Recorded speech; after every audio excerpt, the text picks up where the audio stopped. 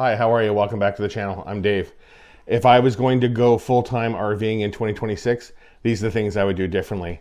Number one, I would live in my house in a smaller way. And what I mean by that, I would use smaller areas of the house. I wouldn't spend all my time in the great big rec room. I would just start using portions of the house sparingly to get used to living in a small space. That's something that we didn't do.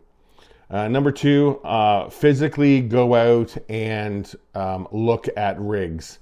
Look at them online first, figure out kind of what you're looking for, and then get out there and actually walk through different RVs, different trailers to figure out exactly what they are in real life. You may not be able to view the exact floor plan that you like, but look for rigs that are comparable to what you're looking for and actually walk through them. Believe me, it will make a big difference seeing things in real life in person. Number three, if you have the opportunity or the funds to do so, rent an RV if you've never had an RV before. Rent one for a week-long trip or 2 weeks or whatever you choose to do. Get out there, experience it with the least amount of commitment.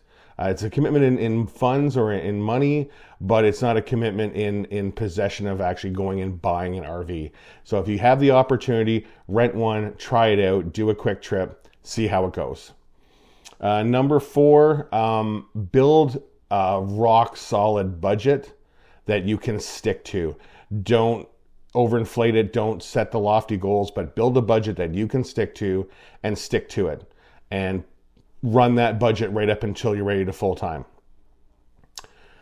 Number five, save an emergency fund. Have a good amount of money put aside. I'm not going to put a number to it, but anywhere around $15,000 to $20,000 would be great for emergencies, and especially emergency repairs, because you are on the road, you're in motorized vehicles. Things break and they need to be fixed. And when you're full-timing, it's the same as having to get your furnace fixed in your house.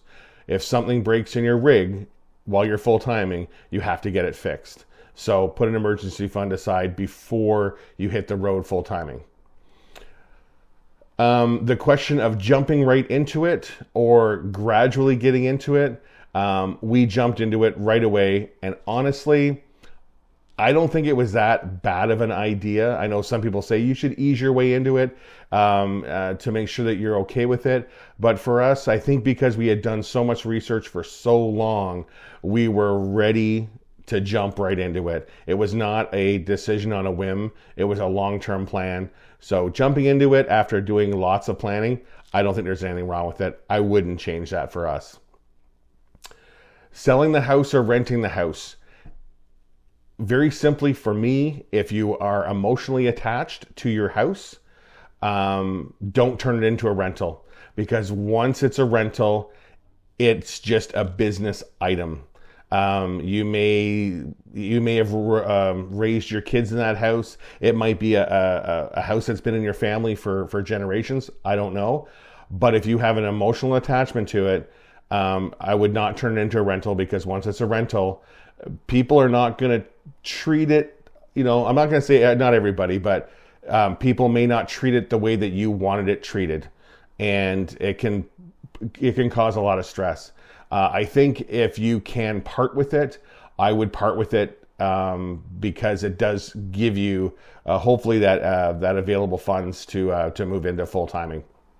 Point number 8, have a set place to go 24 hours a day, 7 days a week, 365 days a year.